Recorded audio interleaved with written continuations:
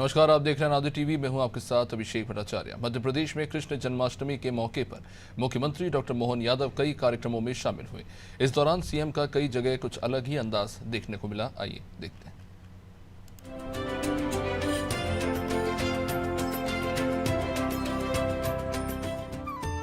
जन्माष्टमी के मौके पर पूरा मध्य प्रदेश कृष्णमय नजर आया। खुद सीएम डॉक्टर मोहन यादव भी पूरी तरह श्री कृष्ण के रंग में रंगे नजर आए। सीएम ने कई कार्यक्रमों में हिस्सा लिया और श्री कृष्ण की लीलाओं का बखान करते हुए उनका उद्देश्य भी लोगों को समझाया। मध्य प्रदेश के मुख्यमंत्री डॉक्टर मोहन यादव चंदेरी भी पहुंचे थे, जहां सीएम मोहन यादव का कुछ अलग ही अंदाज देखने को मिला। चंदेरी किला कोठी पर हेलीकॉप्टर से उतरते ही सीएम डॉक्टर मोहन यादव सीधे बुनकर पार्क पहुंच गए, जहां सीएम ने काम कर रहे बुनकरों से चर्चा कर उनका हाल जाना। इसके साथ ही उन्होंने बुनकरों से हथकरघा चलाना भी सीखा।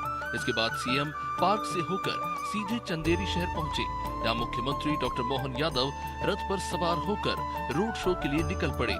इस दौरान शहर के लोगों ने उनका जगह जगह भव्य स्वागत किया, तो वही सीएम ने भी रथ से ही हाथ जोड़कर और फूल बरसाकर लोगों का अभिवादन किया। लगभग 1 किलोमीटर तक मुख्यमंत्री मोहन यादव का ये रोड शो चला।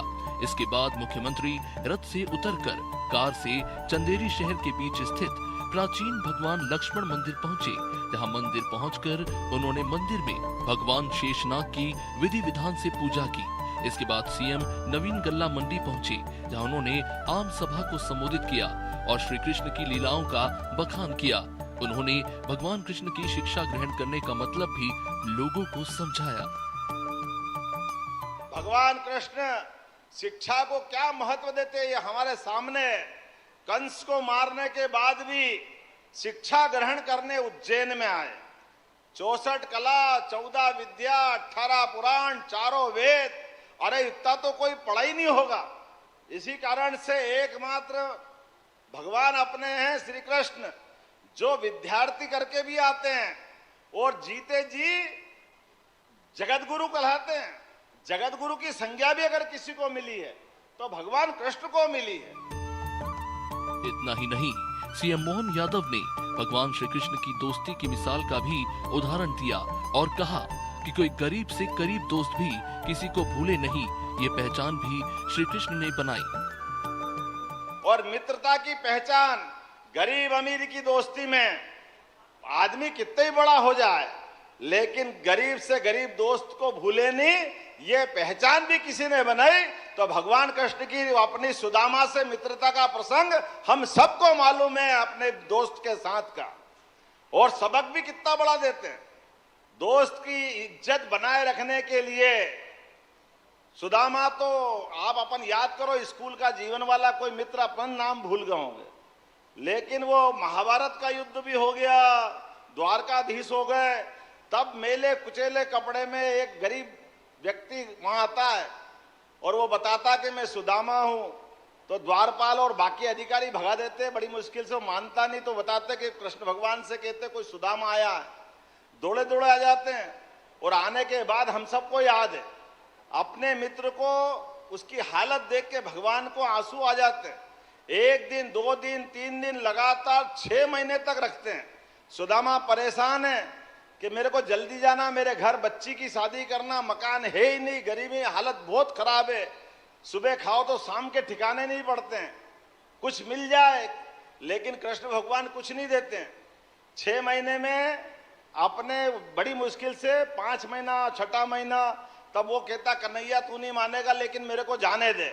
भगवान कहते हाँ आप चले जाओ। 6 महीने रोकने के बाद जब भगवान के घर से वो जाने लगता द्वारका से, भगवान एक चवन्नी भी हाथ में नहीं रखते। अब सुदामा जी को ये टेंशन हो जाता कि मैं आया काहे के लिए था, इतने दिन से यहाँ बैठा हो, खाने पीने के लिए थोड़ी था। बेचारे को याद आने लगी मेरी श्रीमती क्या कर रही होगी, बच्ची का क्या होगा, ब्याह शादी क्या करेंगे। उनको तो वो तनाव था, लेकिन इस तनाव के बाद भी कन्हैया पसीजते नहीं है। उनको घर में से भेजते तो रथ में, लेकिन हाथ में कुछ नहीं देते। लेकिन कोई बात नहीं, अब क्या कर सकते, मन में आदमी है, गुस्सा करते करते जा रहा है सुदामा जी। और जैसे उनका घर पहुंचता 8-10 किलोमीटर दूर उनको डर लगता कि पत्नी का सामना कैसे करूंगा, मैं मिलूंगा कैसे, वो मेरे को क्या सुनाएगी। 6 महीने में गए और कुछ लाए नहीं तो काहे के लिए गए।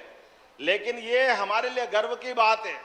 10 किलोमीटर दूर से नौकर चाकर आ गए, सुदामा महाराज हो गए। वो गए तो बेचारे अकेले थे और घर जाके देख तो बड़ा भारी महल बना, इतना धन धान्य संपन्न कर दिया।